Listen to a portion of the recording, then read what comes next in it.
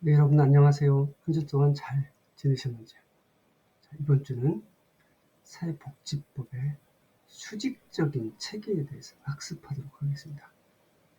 그러니까 법이라는 게 수평적 체계가 아니라 수직적 체계를 가지고 있다는 것이죠. 이런 수직적 체계가 어떤 것을 의미하는지 여러분들과 함께 살펴볼 텐데요. 이번 주 수업의 목표는 사회복지법이라는 것은 구체적으로 무엇인지, 그래서 사회복지법의 개념이라든지 또는 수직체계에서 법의 위치와 특징들을 알아보는 시간을 갖도록 하겠습니다.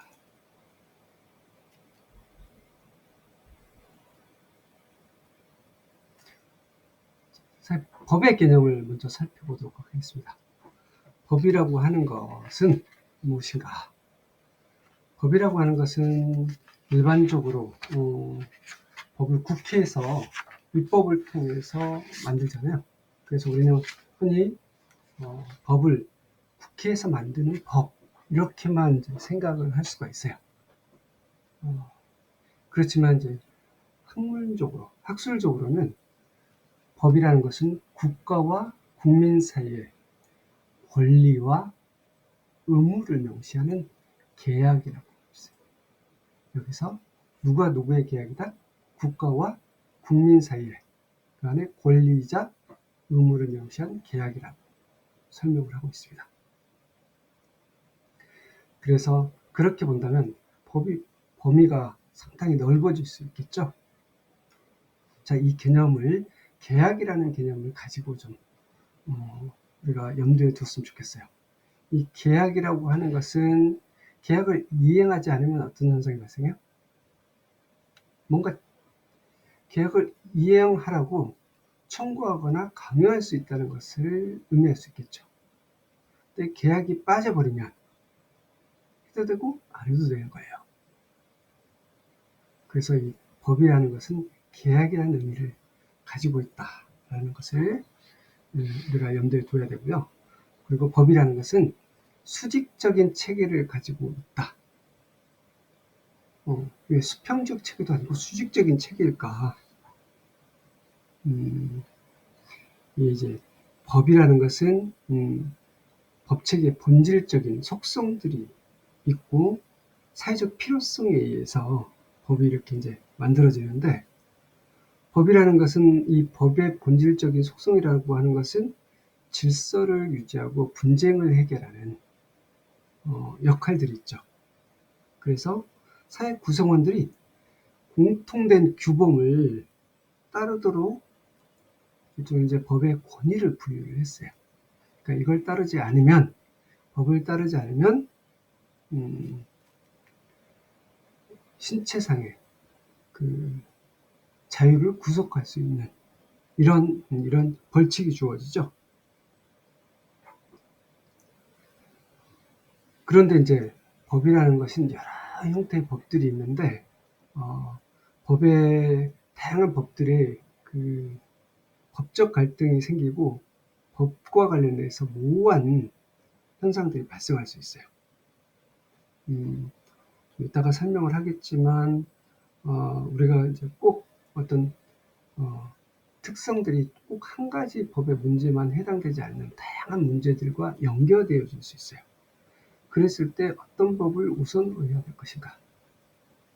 그래서 이제 상위법을 우선으로 한다라고 하는 것이 이제 법의 수직적인 체계예요.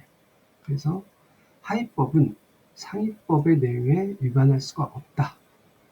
그래서 법은 이 수직 체계에 있어서 가장 상단에 있는 게 헌법이죠. 그리고 법률이 있고 명령이라고 하는 게 있고 조례가 있고 규칙들이 있어요. 이렇게 쭉 순서가 되어 있어요. 그래서 우리가 헌법은 가장 상위법으로서 어떻게 보면 이제 국민투표에 의해서 결정을 하죠.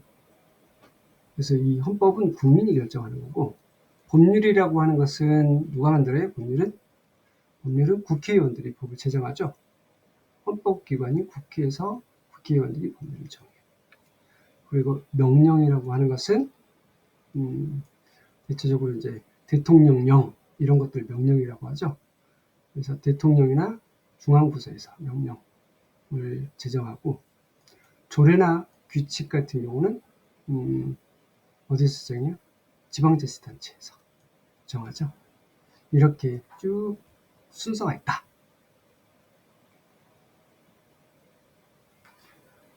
자, 그러면 사회복지법의 개념을 살펴보겠습니다. 이 사회복지법의 개념, 사회복지법이 무엇을 의미하는가 하는 것이죠. 그래서 사회복지법은 크게 보면 협의의 개념과 광의의 개념 이렇게 나눠줄 수 있어요. 그러니까 작은 범위의 의미, 큰 범위의 의미 이렇게 나눌 수가 있는데, 협의의 개념에서는 스스로 생활을 영위하지 못하는 사람들에게 제한적인 도움을 제공하려는 노력의 총합과 관련된 법규범을 얘기해요. 다시 얘기하면 사회복지법의 협의의 개념은 일종의 이제 취약계층을 대상으로 해서 도움을 제공하려는 노력과 관련된 법규범을 얘기한다. 그래서 협의의 범위에는 사회적 약자 또는 보호가 필요한 유보 대상자를 위한 한정된 지원만을 포함을 하고 있어요. 근데 이제 광의의 의미로서 사회복지법은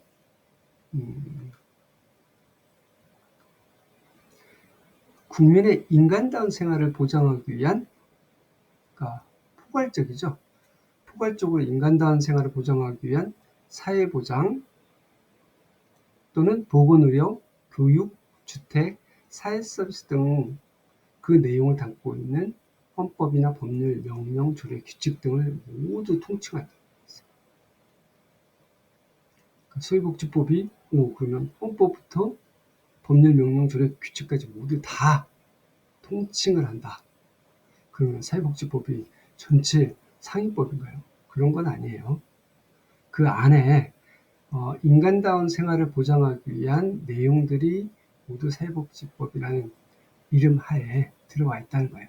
그러니까 헌법 안에도 들어가 있고 법률 안에 들어가 있고 명령이나 조례 규칙 안에도 이런 인간다운 생활을 보장하기 위한 내용들이 들어가 있으면 사회복지법이라고 칭한다는 거예요.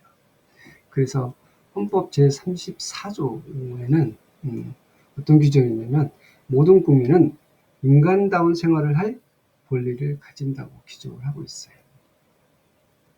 그래서 인간다운 생활을 할 권리를 가지고 있는 헌법부터 규칙까지 사회복지법의 개념 안에 들어올 수 있다는 거죠. 자, 그러면 헌법의 입법 절차를 한번 살펴보겠습니다. 헌법은 어떻게 만들어지는 것인가? 이 헌법이 만들어진 절차를 보면 우선 이제 누군가 발의를 해야 될 거 아니에요, 그죠? 발의를 하고 그다음에 의결하는 과정이 거쳐질 거고, 그리고 의결하는 과정을 통해서 확정이 되고 공표가 되어지는 과정을 거칠 거예요. 그러면 최상위법인 헌법은 어떤 과정을 거칠까? 자, 발의라는 과정. 누가 이제 발의한다는 것은 제안한다는 것이죠. 제안하는 과정에서는 누가 제안을 할 수 있냐면 딱 두 주체만 제안을 할 수 있어요. 하나는 국회고요. 또 하나는 대통령이에요. 그래서 제안을 할 때는 국회 제적의원의 과반수가 제안을 할 수가 있고요. 그리고 대통령의 발의로 제안이 가능하다. 이 두 가지 케이스만 있다고 했어요. 그런데 이제 여기서 하나 이제 대통령의 임기 연장, 그러니까 요즘 이제 한참 얘기가 많이 나오는 중임제 변경에 대한 얘기가 그동안 이제 많이 나왔었잖아요. 우리도 미국처럼 5년 단임제에서 4년 중임제로 바꾸자 이런 논의들이 많이 있어요. 이것은 그렇게 바꾸려면 헌법을 바꿔야 되는 거예요. 이런 헌법 개정에 대해서 그렇게 개정을 할 수 있어요. 헌법을 바꾸면. 그런데 이제 여기서 조항이 하나가 있어요. 뭐냐면 대통령의 임기 연장 또는 중임 변경을 위한 헌법 개정은 제안 당시의 대통령에 대해서는 효력이 없다. 이제 헌법 제 128조에 나와 있어요. 뭐냐면 일종의 이제 그 셀프 개헌은 안 된다는 거예요. 셀프 개헌. 내가 대통령 기한을 연장하기 위해서 개헌을 하는 것은 인정이 되지 않는다. 그러면 다음번 대통령부터는 거기에 해당이 되겠죠. 만약 이제 이런 것을 변경하려면 어떻게 해야 돼요? 변경하려면 헌법을 개정하면 되는 거예요. 헌법을 개정해서 이런 조항을 삭제하면 되겠죠. 그러면 우리나라에서 이런 헌법을 개정해서 이렇게 대통령이 임기를 연장한 게 있었나요? 있었죠. 유신헌법 때 그랬죠. 박정희 대통령이 헌법을 개정했어요. 그래서 대통령이 계속 할 수 있다라는 권한들을 헌법에 명기했어요. 헌법을 바꿔서. 그래서 계속 그 연임을 하다가 결국은 이제 일종의 이제 저격을 당한 거죠. 최근의 사건도 이렇게 보시면 아시겠지만 대통령이 일종의 이제 셀프 운사 쿠데타라든지 뭐 이런 걸 통해서 임기를 연장한다든지 이런 현상들이 계속 이제 최근에도 우리 사회에서 이런 현상들을 볼 수가 있죠. 그것은 전반적으로 헌법을 개정해야지 가능한 거예요. 네, 아직까지 1987년도에 만들어진 우리 헌법에는 당사자인 대통령에게는 중임제로 변경해도 당사자에게는 효력이 없음을 명기하고 있어요. 이렇게 발의를 국회의원이나 대통령이 발의를 하면 국회에서는 일종 의결 절차를 거치게 돼요. 근데 의결 절차는 헌법 개정안이 공포된 날부터 60일 이내에 의결을 해야 돼요. 그러니까 2달 안에 의결 처리를 해야 된다. 2달 안에 의결 처리를 못하면 어떻게 돼요? 자동 폐기가 되겠죠. 그리고 의결은 제적 의원의 3분의 2 이상의 찬성을 거둬야 된다. 제적 의원의 3분의 2 이상. 일단 여기서 이제 우리가 헌법과 관련된 것들은 대부분 제적 의원의 3분의 2 이상의 찬성을 돼요. 헌법 변경과 관련된 것은. 우리나라 국회의원은 수가 몇 명이죠? 300명이죠. 300명의 3분의 2 이상, 그러니까 200명 이상이 찬성을 해야지 변경이 가능해요. 대통령 탄핵도 그렇죠. 자, 그리고 국민투표를 보시면 이렇게 국회에 의결이 되면 이걸 그대로 국민투표에 붙여야 돼요. 그래서 30일 이내에 국민투표에 붙여서 일종의 이제 국회의원 선거권자 과반수의 투표와 투표자 과반수의 찬성을 얻어야 한다. 이렇게 보세요. 그러면 우리나라 유권자가 몇 명 정도 될까요? 우리나라 유권자는 제가 좀 찾아봤는데 2024년도 4월달에 보면 4,442만 명 정도가 돼요. 그러면 그 중에서 과반수의 투표를 한다는 것은 2,200만 이상, 2,300만이 투표에 참여를 해야 된다는 거예요. 50% 이상 투표를 하고 투표자의 또 과반수의 찬성을 얻는다고 했죠. 그러면 23만 명이 투표에 참석하고 11.5 2,300만 1,150만 명이 그 중에 찬성을 해야지 헌법이 국민투표로서 통과가 가능하다는 거예요. 자, 그래서 우리가 이거는 좀 이해하실 필요가 있어요. 국회 절차에서 제적 의원 3분의 2 이상이 찬성을 해야 되고, 그리고 국민투표에서는 선거권자의 과반수의 투표와 투표자의 과반수의 찬성을 얻어야 된다. 그래서 헌법 개정이 찬성을 얻었을 때 확정이 되겠죠? 그러면 대통령은 이를 즉시 공표를 해야 된다는 것입니다. 자, 대한민국 헌법의 전문을 좀 보면요.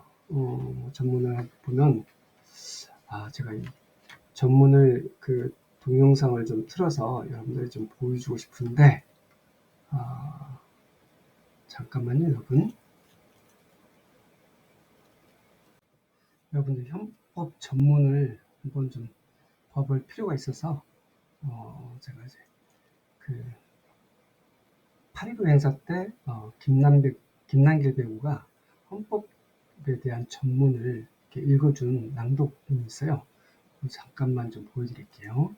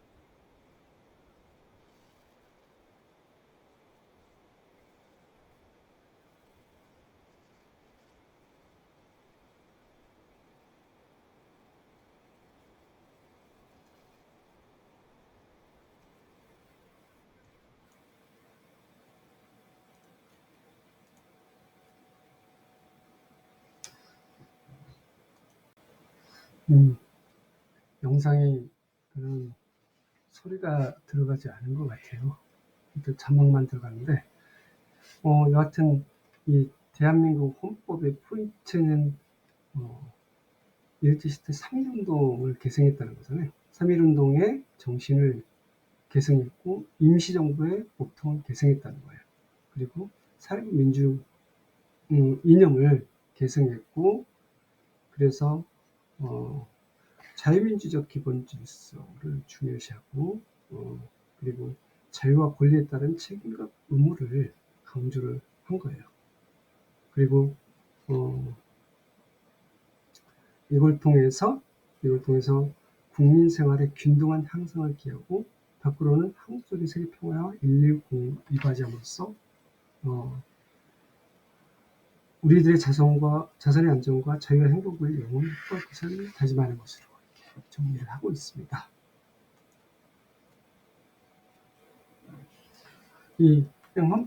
지금 현재 헌법은 9차례 개정이 이루어졌어요. 9차례 개정이 이루어져서 지금 현재 헌법이 남아있는데, 최종 헌법은 1987년 10월 27일 국민투표를 거쳐서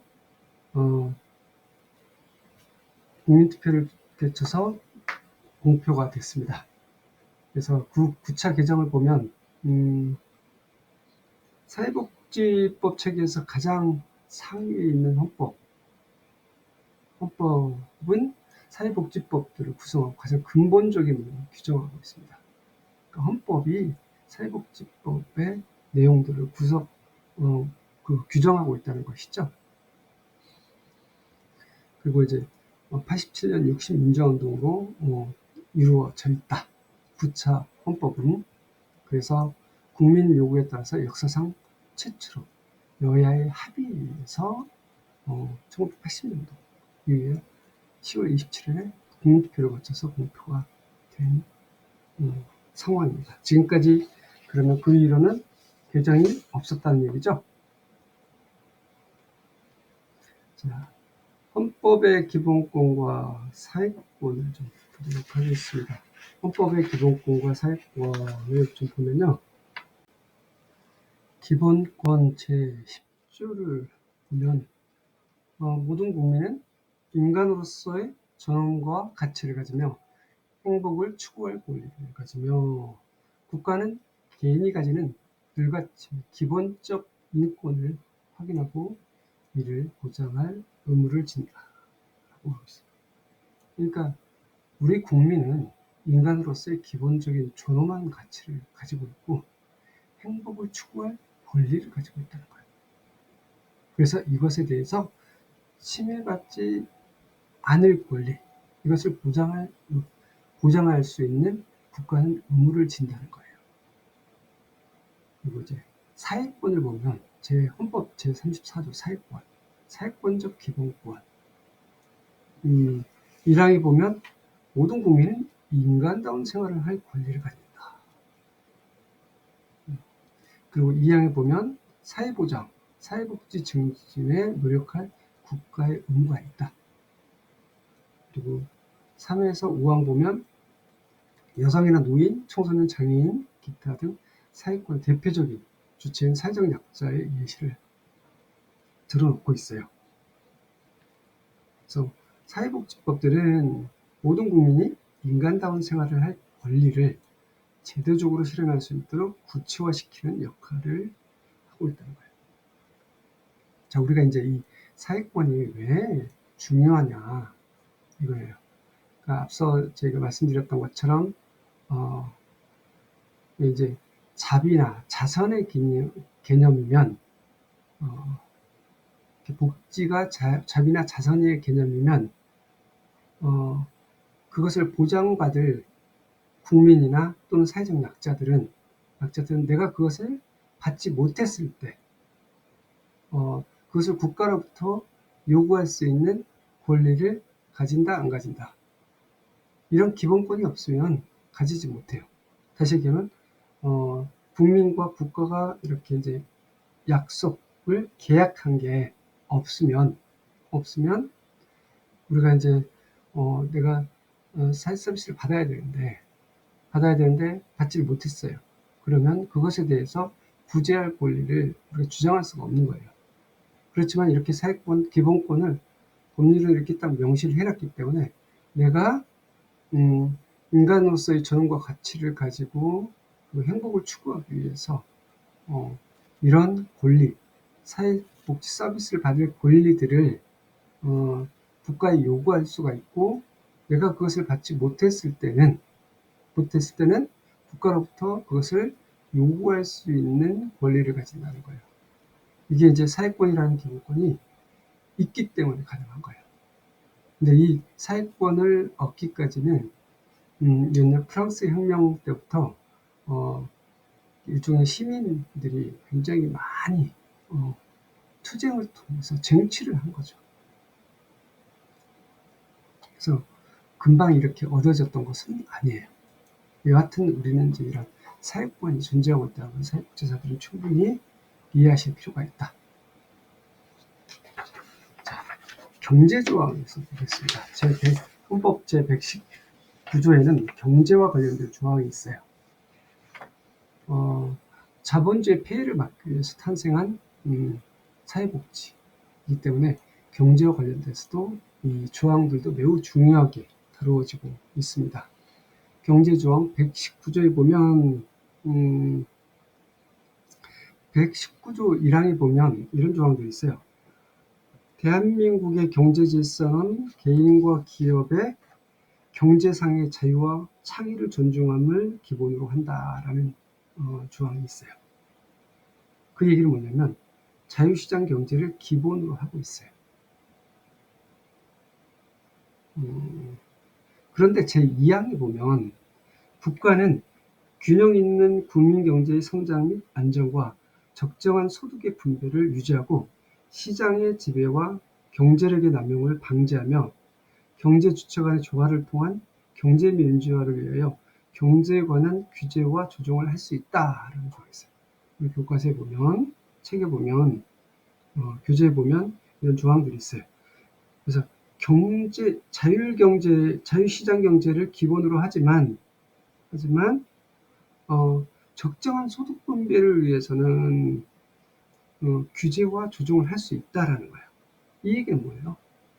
자유시장 경제를 헌법이 채택을 하고 있지만 사회적 시장 경제를 도입할 수도 있다는 것을 이야기하고 있어요. 다시 얘기하면 우리나라는 완전한 자유 경제 국가가 아니라 수정 자본주의를 채택하고 있다는 거예요. 복지에서는 그러니까 사회적 시장 경제 원리를 도입하고 있다. 이것이 이제 자유시장 경제와 사회적 시장 경제의 조화를 통해서 우리 경제 체제의 원칙으로 규정함으로써 복지국가의 경제 원칙을 규정하고 있다는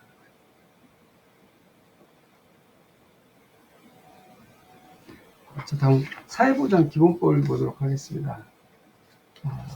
우리가 이제 기본법에 대해서 이제 이해할 필요가 있는데, 기본법이라는 것은 헌법의 범위 내에서 법률을 제정하는 데 있어서 법률의 가이드라인의 역할이에요. 다시 얘기하면 이 기본법이라고 하는 것은 헌법보다는 아래에 있겠죠. 하지만 법률보다는 상위 위치에 있다고 할 수 있는 거예요. 그래서 헌법과 일반 법률 사이에 위치해서 양자를 연결시켜주는 역할을 한다는 거예요. 그래서 기본법은 헌법의 이념을 구체화하고 하위 법률을 구속하고 지도하는 역할을 한다. 그러니까 하위 법률이 제정되어지면 기본법의 원칙을 따라야 한다는 거예요. 그래서 사회보장 기본법의 제4조에 보면 사회보장에 관한 다른 법률을 제정하거나 개정하는 경우에는 이 법에 부합되도록 해야 한다라는 조항이 있죠. 다시 얘기하면 사회보장에 대한 법률들을 제정하는데 이 기본법을 벗어나면 어떻게 되겠어요? 당연히 기본법이 우선이 될 수밖에 없겠죠. 그러니까 위헌이 될 수 있다는 거예요. 그래서 법률 단계에서 법들 중에서는 가장 상위에 있다. 그래서 사회보장 기본법을 우리가 잘 알 필요가 있다. 자, 사회보장 기본법 제3조에 보면 사회보장은 사회보험, 공공부조, 사회서비스를 말한다라고 규정을 하고 있어요.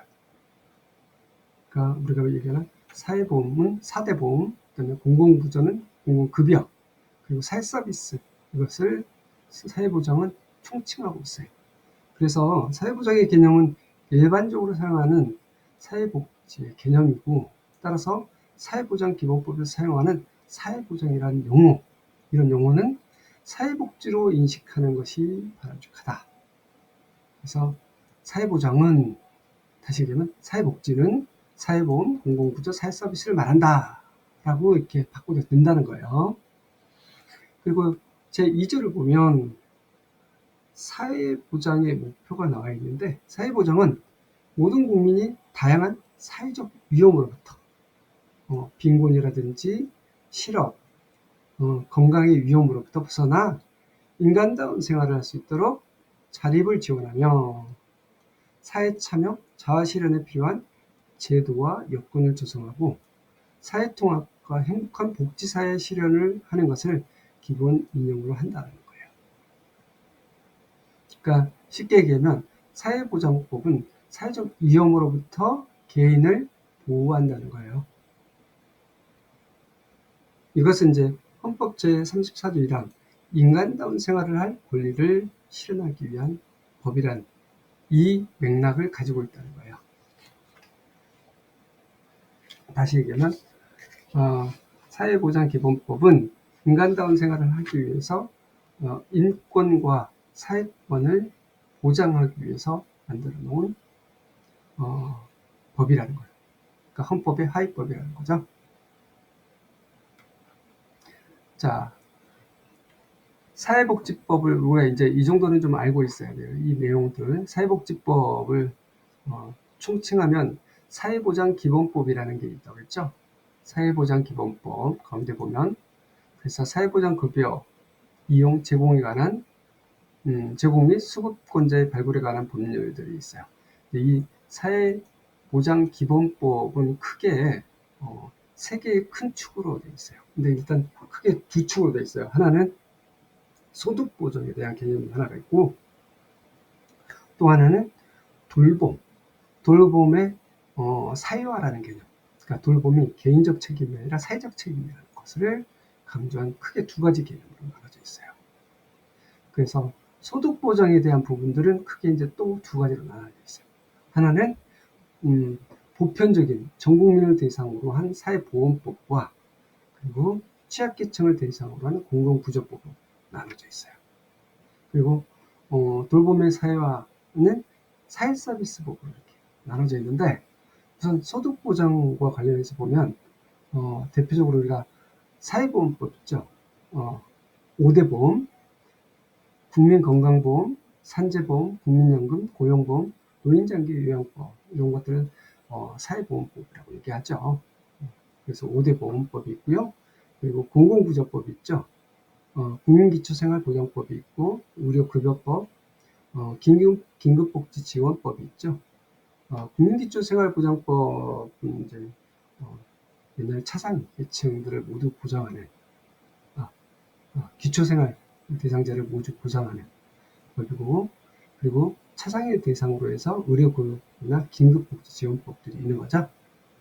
뭐 이제 사회서비스법은 이제 돌봄, 지금 현재 가장 화두가 되고 있는 것이 복지사회가 발달하면서 돌봄을 어떻게 사회가 책임질 수 있을 것인가, 이 고민이 가장 크죠. 그래서 이제 사회서비스법 안에는 사회복지사업법이 있고, 노인복지법이 있고, 장애인복지법, 아동복지법, 영유아보호법, 건강가정기본법들이 있어요. 자, 우리가 이 사회보장과 관련된 기본법들에 대해서는 크게 이해를 하고 있어야 돼요. 소득보장과 돌봄의 개념으로 나누고, 소득보장에서는 5대 보험과 공공부조, 취약계층을 대상으로 공공부조, 그리고 돌봄의 사회화를 위한 사회서비스법이 있다. 이 정도는 우리가 이제 개념을 가지고 있어야 됩니다. 자, 시행령 및 시행규칙을 보도록 하겠습니다. 여기는 지금 이렇게 이제 저장을 하게 되면 용량이 너무 커지기 때문에 제가 잠깐 잘라가겠습니다. 여기서 잘라서 다음 시간에 좀 뵙도록 하겠습니다.